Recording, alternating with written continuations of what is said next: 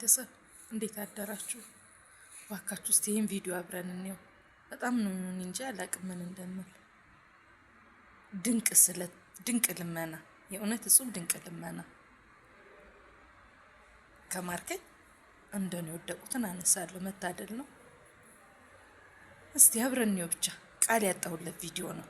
ምን እንደምል ምን እንደምናገር ቃል ያጣሁለት ቪዲዮ ነው። እስከ መጨረሻው አብረን እንከታተለው።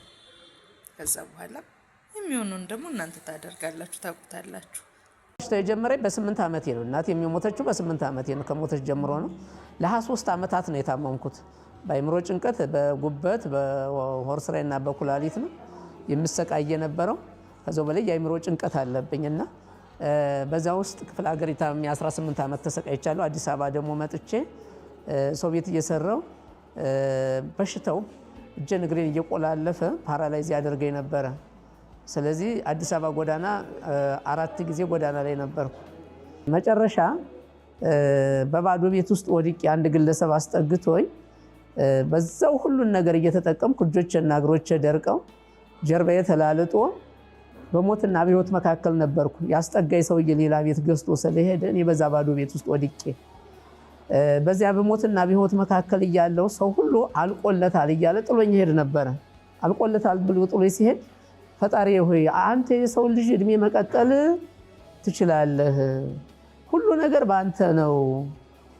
10 ምን አድርጌ ነው ሁሉ ስቃይና መከራ በእኔ የሚፈራረቀው? 18 ዓመት ገጠር ተሰቃየሁ። አዲስ አበባ 3 ጊዜ አሰው ቤት እየሰራው እንደ ቆሻሻ ተጣልኩ። አሁን ደግሞ በባዶ ቤት ውስጥ ወድቄ አሁን የምታየን ስቃይና መከራ ተቀበልኩ። እኔስ ልጅ አይደለሁም? ምን እንዴት ተሰቃያለሁ አልኩ ስል ህሊናዬ ግን እንዲህ አለኝ። ህሊና ነው እንግዲህ፣ ህሊና የሁላችንም ህሊና አለ። ህሊናዬ ግን አንተስ በቁመናህ ምን ሰራህ? እንዳንተ የተሉ እንዳንተ የተላላጡ ጉንዳና ቶሎ የፈላባቸው ሲሞቱ አይጥ የሚበላቸው ሰዎች ከወደቁበት አንስተሃል፣ ምግብ አጉርሰሃል፣ ውሃ ጠጥተሃል፣ ሲሞቱ ቀብረሃል። በባዶ ቤት ውስጥ ወድቀው ስቃይና መከራ የሚፈራረቅባቸውን ሰዎች፣ ሜዳ ላይ ወድቀው ትንኮሳ የሚፈጸምባቸውን እናቶች፣ እነዚህን ሁሉ ታድገሃል። ይሄን ደግሞ አላደረኩም። አድርጌያለሁ የሚል ካለ እድለኛ ነው። እኔ ግን ስላላደረኩ በዛ ባለውበት ሰዓት ደግሞ ይሄን ማድረግ ስለማልችል ፈጣሪ 15 ቀን እድሜ ስጠኝና እንደኔ ያሉትን ሰዎች እንዳገለግል አድርገኝ በእናትህ በድንግል ማርያም አማላጅነት። የእናትህን ጸሎት ስማና አንሳይ ነው እኔ ጥያቄ። እኔ ልመና ነው። እኔ መጣሁት በዚህ ነው እንግዲህ የጠየኩት ይሄን ጥያቄ ነው። ያው እግዚአብሔር አነሳኝ። ስነሳ 2 ብር ጀሪካን ይዤ ስራ ጀመርኩ። ለ9 ወር ያህል ከሰራው በኋላ በጣም መስራት አቃተኝና ከአቅሜ በላይ ሆነ። ምክንያቱም ጊዜው የኤችአይቪ ዘመን ስለነበረ በዛን ጊዜ ብዙ ሰዎች ወርቀው የሚያነሳቸው አልነበረም። ዝናቡ ብርዱ ተፈራርቆባቸው እዚሁ ሙተው ነው ሸተው ብዙዎቹ የምናገኛቸው። በጋን ጊዜ ሰዎችን እንደዚህ አንስቶ መርዳት እጅን ሰዓት ውስጥ እንደመጨመር ይቆጠር ነበር። ግልጹ ስነግርህ፣ ምክንያቱም ኤችአይቪ ገና ጀማሪ ስለነበር ሰው ይዘገንነዋል ሰውን ለመንካት። በሽታው ደግሞ የራሱ የሆነ ኬዝ ስላለው አሁን መግለጽ ስለማልችል ያንን ሰው አንስቶ ውሃ ማጠጣት፣ ምግብ ማጉረስ፣ ሳምባም ስለሚጨመርበት ኤችአይቪ እና ሳምባው አንድ ላይ ሲሆን ጥቅም ውጭ ያደርጋል። ስለዚህ እሱን በሽታ በእጅ ነክቶ ወደ ራስ ማንጣት በህይወት ውስጥ መፍረድ ነው። በዛን ጊዜ ነበር የወደቁትን አንሶ የነዳያን መርጃ ማህበር የተመሰረተው። ታዲያ እንደዚህ አይነት ህይወት እያለ በዚህ በሽታ ውስጥ እንዴት እጅህን ልጨምር ቻልክ ካልከኝ 15 ቀን የጠየኩት ሰውዬ ይሄን ያህል ቀን ሰሰስጠኝ መርዳት አለብኝ አልኩ። በእምነት ነው የጀመርኩት። በእምነት አናንያ አዛርያ እሳት ውስጥ ገብተው እኮ ዘምረዋል። በእምነት ዮናስ አሳ ነባሪ ሆድ ውስጥ ገብቶ 3 ቀን ተጉዟል። ሙሴ ቀይ ባህርን ከፍሎ ተሻግሯል። ስለዚህ በእምነት ከሰራው በሽታ የዘኝም አልኩ። ይኸው ያ ሁሉ አልፎ 29 ዓመት ከ4 ወር አሁን ካንተ ጋር እያወራሁ እገኛለሁ ማለት ነው። ይሄ የሆነው በምንድን ነው? በእምነት ነው። እግዚአብሔር ቸርነት ነው። ለ9 ወር ያህል እየሰራው እያለሁ አንድ ቀን ከባድ ሰው ወርቆ አገኘውና የሚያናሳይ ሳጣ አለቀስኩ። እዚህ ቤተክርስቲያን አካባቢ እግዚአብሔር የሚያግዘኝ ሰው ስጠኝ ስል የ14 ዓመት ልጆች ወዲያው አገኘው። ምን ነው የምታለቅሰው አሉኝ። እንደዚህ ችግሩን አሁን የነገርኩህን ነገርኳቸው። አሳየና አብረን እንሰራለን አሉ። ሳሳያቸው እነሱ ስቅስቅ ብለው አለቀሱ። ምክንያቱም ያዩዋቸው ሰዎች ግንጥልጥል ያሉ የቆሳሰሉ የተላላጡ ናቸው። እነዚህንማ ምን እናደርጋቸዋለን አሉ። ገላቸውን ታጥባላችሁ፣ ሰው ያመጣውን ምግብ ታጎርሳላችሁ፣ ልብሳቸውን ታጥባላችሁ፣ ቤታቸውን ታስተካክላላችሁ፣ ፀጉራቸውን ትላጫላችሁ፣ ጥፍራቸውን ትቆርጣላችሁ፣ ሲሞቱ ትቀብራላችሁ አልኳቸው። ሰው ደግሞ አስተባብራችሁ እንጀራ ታጎርሷቸዋላችሁ አልኳቸው። እኒህን ብቻ ሳይሆን እነዚህን መሰል ብዙ አሉ። ወደ 25 ሰዎች አሉ አልኳቸው። አሳየን ብለው አሳየዋቸው። ቤተሰቦቻቸውን ጠየቁ። ከነሱ ጋር ሆነን የወደቁትን አንሱ፣ የሞቱትን ቅበሩ፣ የቆሙትን አስተምሩ የሚል ማህበር አቋቋምን። እንግዲህ ለኢትዮጵያ ይሄ ያስፈልጋል።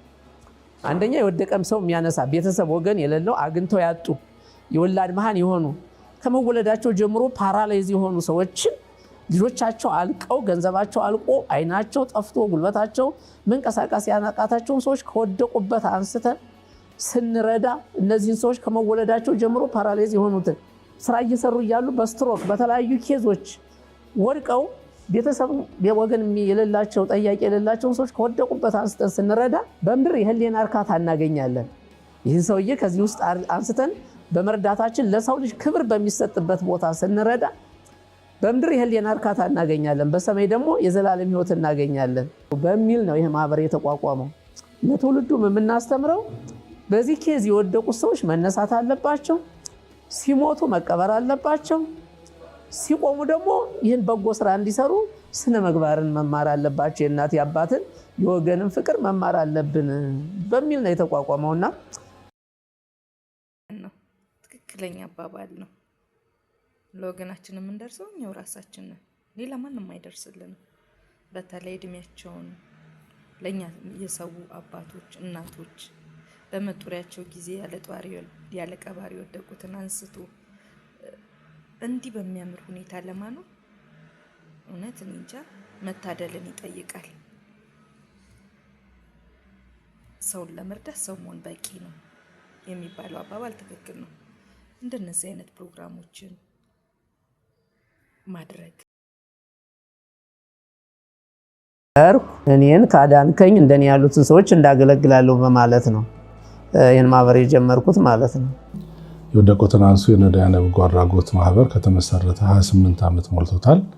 በዚህ በ28 ዓመት ጉዞ ውስጥ በርካታ ስራዎችን አከናውኗል። ከ10 ሺህ በላይ የሚሆኑ አረጋውያንና አቅመ ደካሞችን አግዟል። የሚያገኙ ናቸው። የማዕከል አገልግሎት ሲባል ተኝቶ ብቻ አገልግሎት ማግኘት ሳይሆን የጤና አገልግሎትንም ያካትታል። የአልባሳት፣ የንጽህና መጠበቂያ፣ የሕክምና እነዚህ የመሳሰሉ አገልግሎቶች የምክር አገልግሎቶችን ጭምር ያገኛሉ ማለት ነው።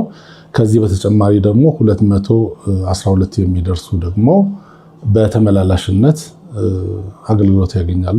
ተመላላሽ ማለት ምሳ የሚመገቡ ናቸው። እንደገና የሕክምናም የንጽህናም የአልባሳትም አገልግሎት ያገኛሉ። እንዲሁም ደግሞ በክብረ በዓላት ላይ በዓመት 3 ጊዜ ባሉ በዓላት በዘመን መለወጫ እንደገና በልደት በዓል በትንሳኤ በዓል እንዲሁ ድጋፍ ያገኛሉ። በሶስተኛ ደረጃ ደግሞ 350 የሚሆኑ ማህበረሰብ ውስጥ ያሉ አገልግሎት የሚያገኙ አሉ። እነዚህ ዓመት ወርሃዊ ቀለብ ነው የሚሰጣቸው። ለምሳሌ የጤፍ ዱቄት አለ፣ ዘይት አለ፣ በርበሬ፣ ሽሮ እነዚህ የመሳሰሉት የንጽህና መጠበቂያን ጭምር የሕክምና አገልግሎትን ጭምር ያገኛሉ። ስለዚህ በአጠቃላይ 762 የሚደርሱ ነው ቀደም ብዬ እንደገለጽኩት አገልግሎት የሚያገኙ። እዚህ ማዕከል ከመግባቴ በፊት ህመምተኛ ነበርኩ። በስኳር ተጠቅቼ አይነ ስውር ነበርኩ። በህመም ላይ ያለውን ይሄ ድርጅት ያገኘኝ እና በቃ መገባበት በቃ መድኃኒቴን ራሱ በትክክል መውሰድ አቃተኝ እና እግዚአብሔር ይመስገን በዛ ነው ያገኘኋቸው። መጣው እዚህ ወዲያውኑ ነው የሕክምና እርዳታም የተደረገልኝ። ማንኛውም ነገር ወዲያው ነው። በ8 ዓመት ማየት አልችልም እና እዚህ ከመጣው በኋላ ነው ይህ ነገር እርዳታ የተደረገልኝ። እዚሁ ነው ጤናዬም የተመለሰ። ሰውነቴም እንዳልነበረም በቃ እና ባላንሴን አልጠብቅም እና እግዚአብሔር ይመስገን እዚሁ እነሱ ናቸው አሳክመውኝ ማየት እንድችል የተደረኩት በዚህ ድርጅት።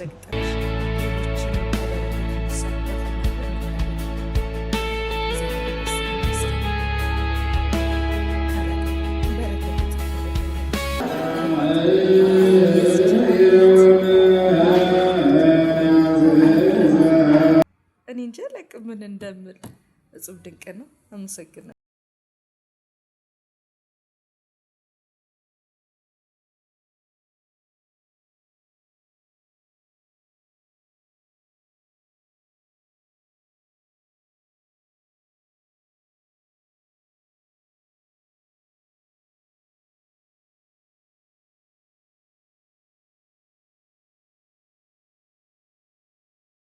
ሞላት ይሄንን ነገር ለኛ ከዚህ በረከት እንንካፈል ስላረክሽን አመሰግናለሁ እያሉ አንድም ፊታቸውን ሳያጠቅሩብኝ በአንድ ቃል ይሄንን ሁሉ ወደ 71 ሰው እና ለብስ እዚህ ጋር እንቆም ለረዱኝ ለደንበኞቼ ማለት አልችልም ቤተሰቦቼ ናቸው ለቤተሰቦቼ ለወንድም እህቶቼ ለጓደኞቼ ለሁሉም ይህን ስራ ሲሰራ ሽሮ ሜዳ ላይ በቁጨት ከበረከቱ ይድረሰኝ ብላ የቋጩ እህት ወንድሞች አሉኝ ለነሱ የናንተ ምርቃት ለነሱ የሚድረስልኝ እኔ ብቻዬን አይደለሁም እኔ ሐሳቡን ያመጣሁት እንይሳካልኝ ላደረገኝ ለእግዚአብሔር ደግሞ ክብር ምስጋና ይገባል አመሰግናለሁ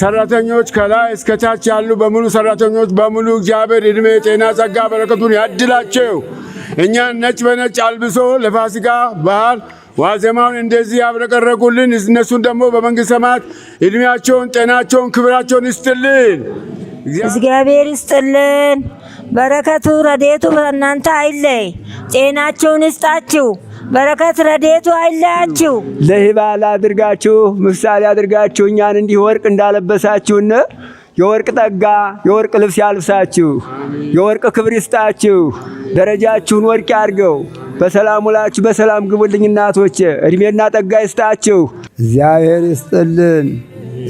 ይስጥልን ድርጅቱን ያስፋልን እናንተ እድሜ ያኑርልን እግዚአብሔር ይስጥልን እንግዲህ ያው እንደተባለው የወደቁት ነፍሳት በጎ አድራጎት ማህበር የራሱ የሆነ የአደረጃጀት አወቃቀር አለው ያወቃቀር ስርዓት አለው ከላይ ጠቅላላ ጉባኤ የሚባል አለ ጠቅላላ ጉባኤ ማለት የጠቅላላ የወደቁት ነፍሳት የበላይ አካል ነው ጠቅላላ ጉባኤው የጠቅላላ ጉባኤ ማለት የበላይ አካል ሙሉ በሙሉ በጎ ፈቃደኞች የሆኑ በገንዘባቸውም በእውቀታቸውም ባላቸው ነገር ሁሉ ማህበሩን በመደገፍ ከጅምሩ ጀምሮ እዚህ የደረሱ በቀጣይም ልክ ስራውን እያዩ የተቀላቀሉ ከመነሻው ጀምሮ ያሉ አሉ በጣም ልበ ቀና የሆኑ መልካም ሰዎች አሉን ከዛ ከጠቅላላ ጉባኤው ስር ደግሞ ቦርድ አለ ቦርድ እንደሚታወቀው እንግዲህ የቦርድ በህግ በሲቪል ማህበረሰብ ህግ አንድ ቦርድ 4 ዓመት ነው የሚያገለግለው ምናልባት 2 ጊዜ መመረጥ እድል ይኖረዋል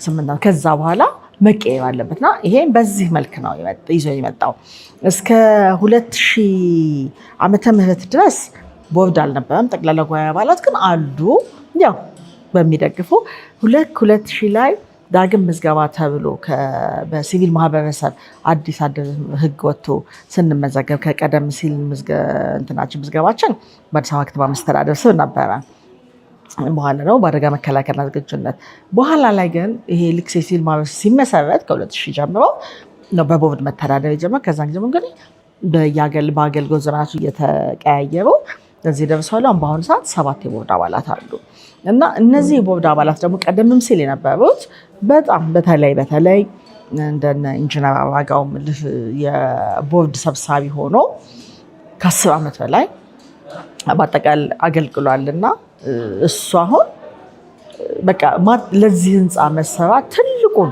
የአንበሳውን ድርሻ የተወጣ በጣም በትልቁ ጊዜውን ጉልበቱን ገንዘቡን መኪናውን ሳይቀር ለዚህ ቤት አገልግሎት የሰጠ ያበረከተ ሰው ነውና በትልቁ በቃ የኛ ትልቁ ድጋፍ ሆነን ለመስራቴ ትልቅ ድጋፍ የሆነኝ ሰው ነውና በዛ መልክ አሁን ላይ ደግሞ ሁሉም ግን ያው በዋናነት እሱ እዚህ ላይ የተለየ እንትን ስላለው እዚህ ህንፃ ስራ የተለየ ነገር ስላለው ሙያውም ስለሆነ እሱን ስማነሳው እንጂ ከሱ ጋር የነበሩ የቦርድ አባላት በሙሉ በብዙ በሚችሉት በሙያቸው ባለው ነገር ብሎ እየደገፉን የመጣ ነው ከነሱ በኋላ ደግሞ ሌሎች ቦርድ አመራሮች ተተክተዋል እነዛም እንደዚሁ ባላቸው ነገር ሁሉ ይሉ አሁን ደግሞ ለሶስተኛ ጊዜ የተመረጡ ቦርድ አባላቶች አሉ እነዚህኞቹም ደግሞ ያው 7 አባላት አሉት ባላቸው እውቀት መልካም ስራ የክፉ ቀን ስንቅ ነው እኔ ወደዚህ ማዕከል ስመጣ ይዤው የመጣሁት እንትን ነው በቃ ሞቶ ነው።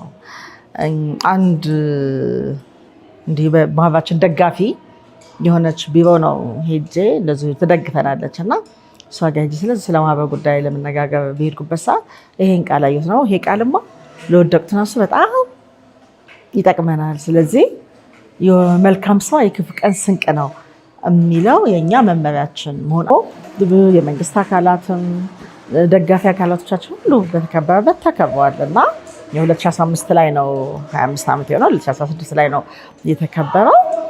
በዛ ሰዓት ነው የወደቁትን ማንሳት ክብራችን ነው የሚል ደግሞ ከዚህ ካሁን ከራእያችን ይሄኛው አሁን ላይ ያሉት የቦርድ አመራሮች እንትን ብለውት በጠቅላላ ጉባኤ ጸድቆ የተቀመጠ ነው። እንግዲህ አሁን እኛ የጠቅላላ የወደቁትን አንሱ ሞታችን ምንድነው?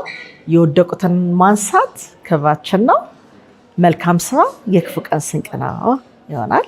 እንደ አጠቃላይ እንደወደቁትን አንሱ ይላል በጎ አድራጎት ማህበር እዚህ ለመድረሳችን ምክንያት የሆኑ የደገፉን የረዱን አጠቃላይ መላው የኢትዮጵያ በሀገር ውስጥ በውጭ ሀገር ያሉ ኢትዮጵያን ሁሉ ክብር ይስጥልን፣ እናመሰግናለን። ከዛ መቀጠል ደግሞ አሁን ላይ ደግሞ ወደዚህ ይህንን ቦታ ከመስጠት ጀምሮ ከአዲስ አበባ ከተማ አስተዳደር ጀምሮ በስራ ሂደት የሴቶችና ማህበራዊ ጉዳይ ሚኒስቴር፣ የጤና ሚኒስቴር እንዲህ የአርቲፊሻል ኢንተሊጀንስ በተለያየ ያገኘሁትን ስራ ሰራ ነበር። የቀን ስራም የተለያየ አይነት ስራ ሰራ ነበር። ከዛ በኋላ ታመም ጎዳና ላይ መንግስታዊ ተቋማት በሙሉ መንግስታዊም የግልም ተቋማት በሙሉ ምስጋና ማቅረብ እንፈልጋለሁ። በወደቁትን አንሱ የነዳያን ማህበር ተገልጋዮች ስም እና እንዲሁም በድርጅታችን አመራር ስም ምስጋናዬን አቀርባለሁኝ። ከዛ መቀጠል ያው እንግዲህ ፋሲካ ነው የ2018 መልካም የትንሣኤ በዓል ለመላው የኦርቶዶክስ እምነት ተከታዮች ሁሉ እንዲሆን እመኛለሁ። መልካም በዓል ይሁንላችሁ ለማለት ፈልጋለሁ።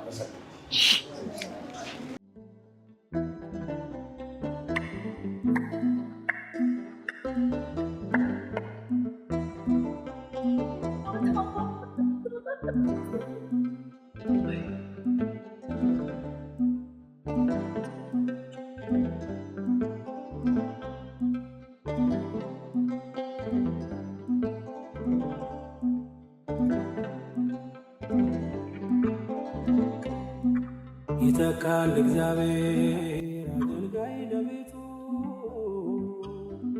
ከዛሬው የሚልቅ የማይዝል ጉልበት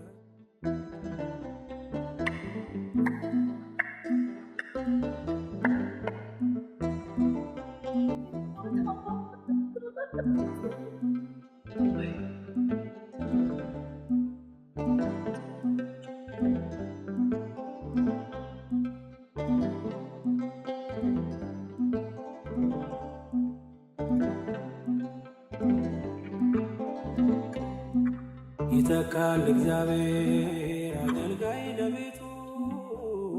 ወደ ዛሬ 25 ዓመት ታሪክ ወይም 26 ዓመት ታሪክ ልሄድ ነው። ይህን ታሪክ ያየሁት የዛሬ 26 ዓመት ነው። ምክንያቱም አንዷ ምንም በቦንዳ አልጋ በሳር ፍራሽ በቦንዳ አልጋ በምናስተኛበት ሰዓት ድሪቶ ደልድለን ድሪቶ አልብሰን ነበረ ሰዎችን የምናስተኛቸው። ታዲያ ከአረብ ሀገር ሰርታ መታ ለሰዎች መቁረቢያ ብላ ሰዎቹን እንቁጣጣሽ አደረገቻቸው፣ ነጭ በነጭ። አያሳዝን? ያስደስታል። ምክንያቱም አንድም ያሳዝናል ያልኩት እኔ ከዚህ ሁኔ ይህን በጎ ነገር ያላደረኩ ብዙ ነገር እያለኝ እሷ ግን ከሰው ቤት ተቃጥላ አረብ ሀገር መታ ቢያንስ ለ40 እና ለ50 ሰው የመቁረቢያ ልብስ አዘጋጀች። ታድላ የሚቆርቡበት። ዛሬም እንደዚህ ነው የተደረገው። እንደዚህ አይነት ጸጋ ያላቸው ሰዎች አሉ። የነሱን ጸጋ እግዚአብሔር ያድለን። እስካሁኑ ድረስ ቪዲዮውን ስናይ እናስባታለን። እግዚአብሔር ያስብሽ፣ የት ትሆኛለሽ፣ መጨረሻሽን ያሳምረው እንላለን። በዚያ በችግር ቀን የደረሰችልን እህታችን ስለሆነች ማለት ነው። አሁንም ዛሬም የተደረገውን እግዚአብሔር ይስጥልን። ዘራችሁ የተባረከ ይሁን። እጅሽን ከምጽዋት አፍሽን ከጾለት አይለየው። እግዚአብሔር ይስጥልን። አገራችን ኢትዮጵያን ሰላም ያደርግልን። በሰላም ስለሆነ ነው ወደዚህ መተን መመጽወት የቻል ነው። ምክንያቱም ጾለት ያስፈልጋል። በአሁኑ ሰዓት ጾለት ጴጥሮስ እነሆ ሰይጣን እንደ ስንዴ ሊያበጥራችሁ መጣ፣ እኔ ግን ስለናንተ ጸልዩ። ተነሱ ትጉና ጸልዩ። ጾለት ያስፈልገናል፣ ምጽዋት ያስፈልገናልና ሁላችንም ከሷ አርአያ ልንማር ይገባል። እግዚአብሔር ይስጥልን። በጣም ደስ ብሎኛል። እኔ በበኩሌ በጣም ነው ደስ ያለኝ። አንቺን ጸጋ እግዚአብሔር ያድለን። እግዚአብሔር ይስጥልን። አቶ ስንታየሁን ከልብ ነው የምናመሰግነው። ለዚህ ታላቅ የትንሣኤ በዓል እግዚአብሔር አምላክ በሰላም አደረሳችሁ። መቼም በጣም ታምራላችሁ። ሁላችሁም እናቶቼ፣ አባቶቼ፣ ወንድሞቼ በሙሉ ማዕከላችን ያላችሁ ሁሉ ዛሬ እኔ በጣም ደስ ብሎኛል። አቶ ስንታየሁ የተናገረው ታሪክ ነው። በ95 እንባ አውጥተናል፣ አልቅሰናል። መቆሪያ ልብስ ስታለብስን እስከ መታመም ደርሻለሁኝ እና ዛሬ ደግሞ እንደዚህ ልዕልት ዲዛይን ከነ ቤተሰቦቿ ከነ ጓደኞቿ ደንበኞቿን ሁሉ አስተባብራ ማስተባበሩ ትልቅ ከባድ ስራ ነው። ይህን ሁሉ ነገር አድርጋ እንዲህ የ2018 ዓመት ትንሣኤ በዓልን አምሮባችሁ ድምቅ ብላችሁ ደስ ብላችሁ እንድትውሉ ስላደረገች ልዑል እግዚአብሔር ይስጥልን። ከነ ቤተሰቦችሽ ሁሉንም ጠቅላላ በዙሪያሽ ያሉትን ሁሉ ይህንን ስታማከሪያቸው አበጀሽ እሰይ ወደዚህ በረከት እንኳን ጠራሽን ያሉሽን በሀገር ውስጥም በውጭም ያሉትን ወገኖችን ሁሉ ጓደኞች ሁሉ እግዚአብሔር ይባርክልሽ፣ እግዚአብሔር ይባርክሽ። አንቺን በጎዶሎሽ ሁሉ መድኃኔዓለም ይሙላልሽ። የነዳያን አምላክ ይርዳሽ። እንግዲህ በቀጣይ እንግዲህ ማህበሩ ብዙ ስራዎችን መስራት አቅዷል። ጠቅላላ የ25 ዓመት ስትራቴጂክ ፕላን ጸድቆ ስራ ላይ ውሏል። በተለይ ዋነኛው ስራው ምንድነው? በቀጣይ ጊዜያት በምስራቅ አፍሪካ ብቸኛ የሆነ የአረጋውያን ሕክምና መስጫ የለም። ኢትዮጵያ ውስጥም የለም፣ ምስራቅ አፍሪካ ውስጥም የለም። ስለዚህ እሱን ለመስራት ፊዚቢሊቲ ወይም ደግሞ የአዋጭነት ጥናት ጨርሰን እንግዲህ ወደ ተግባር ለመግባት አንዳንድ እንቅስቃሴዎችን እያደረግን እንገኛለን። በዚህ አጋጣሚ ባለድርሻ አካላት፣ መንግስታዊ ተቋማት እንድታግዙን አደራ እንላለን። ይሄ የወደቁት አንሱ የነዳያን በጎ አድራጎት ማህበር እየሰራ ያለው መንግስት ሊሰራ የሚገባውን ነው። የመንግስት ስራ መተካት አይቻልም። ነገር ግን የማገዝ ስራ ስለሆነ መንግስታዊ አካላት እንድታግዙን በዚህ አጋጣሚ አደራ እላለሁኝ። ያው መሬት በመስጠት ማለት ነው። ከሊዝ ነፃ አድርጎ መሬት መስጠት ይጠበቃልና ይህን እንጠብቃለን። በሌላ መልኩ ደግሞ ኪዳነ ምህረት እንጦጦ አምር ነው የማህበሩ መመስረቻ ቦታ ነው። የተመሰረተበት ስፍራ ስለሆነ እዛ አሁን ምረዳቸው እንግዲህ አሁን ቁጥራቸው ጨምሮ ወደ 15 ደርሰዋል። 15 ተኝተው አገልግሎት የሚያገኙ አሉ። ያን ማስፋፋት ይጠበቅብናል። ብዙ ፍላጎቱ አለ። እዛ አካባቢ ለጸበል ብለው የሚመጡ ከተለያዩ ቦታ ከመላው ኢትዮጵያ የመጡ ወገኖቻችን አሉ። እነሱን ማገዝ የምንችልበት ስፍራ ስለሚያስፈልገን ለዛም ቦታ ያስፈልገናልና ቦታ እንዲሰጠን አድራ ላለን። ሌላ በተረፈ ደግሞ የማስፋፊያ ስራዎችን በቅርቡ እናካሄዳለን። እዚሁ ዋናው ማዕከል ላይ በአቅም የተሻለ አገልግሎት ለተገልጋዮቻችን መስጠት እንዲያስችለን ሊያደርግ የሚችል እንደገና ደግሞ ማህበሩን አቅሙን ሊያሳድግ የሚችል በራሱ አቅም ራሱን አግዞ ተገልጋዮችን መርዳት የሚችልበትን ስራ ለመስራት አቅደናል። ስለዚህ እንድታግዙን እናደርጋለን። በዕለት ዕለት ደግሞ ያስፈልጉ ነገሮች አሉ። በዋናነት የምግብ እቃዎች ያስፈልጉናል። እነ ጤፍ፣ እነ ባቄላ፣ ስንዴ፣ ገብስ፣ እንደዚህ የሽሮ እህሎች፣ በርበሬ፣ እንደ ዘይት፣ እነዚህ የመሳሰሉ ቁሳቁስ የምግብ ቁሳቁስ ያስፈልገናል። በተጨማሪ የንጽህና መጠበቂያ ዋናው ዲያፐር ያስፈልገናል። ሌሎች የፈሳሽ ሳሙና፣ ደረቅ ሳሙና፣ አልባሳት ደግሞ አልባሳት ሲባል ብዙ ያላገለገሉ መጽሐፍ እንደሚለው ቅዱስ ዮሐንስ መጥምቅ በረከቱ ይደርብና 2 ልብስ ያለው አንድ ይስጥ ነው እንጂ የጠበበውን ያጠረው አይደለም የሚለው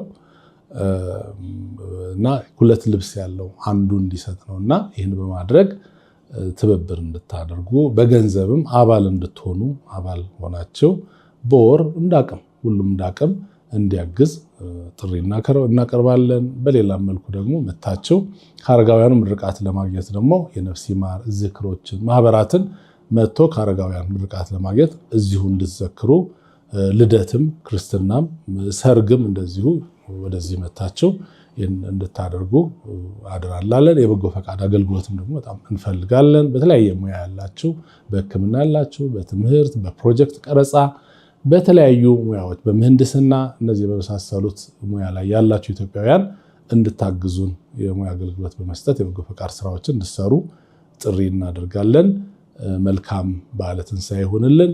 ከእንግዲህ መጽሐፍ እንደሚለው አንተ ግብዣ ባዘጋጀ ጊዜ ከማን ጋር ዋል ነው የሚለው? ከጉንድሾች ጋር ከችግረኞች ጋር ዋል። እነሱ ብድራትን አይከፍሉምና ብድርህን በሰማይ ታገኘዋለህ፣ በዕለተ ምጽአትም ብፁዕ ትባላለህ ተብሏልና መጽሐፍ እንደሚያዘን ይህንን እንድናደርግ አደራላለሁ። ማገዝ መርዳት የምትፈልጉ በተለያዩ ባንኮች መጠቀም ስላላችሁ ለምሳሌ የኢትዮጵያ ንግድ ባንክ 2116 መጠቀም ይቻላል። ንብ ባንክም እንደዚሁ 2116 ነው።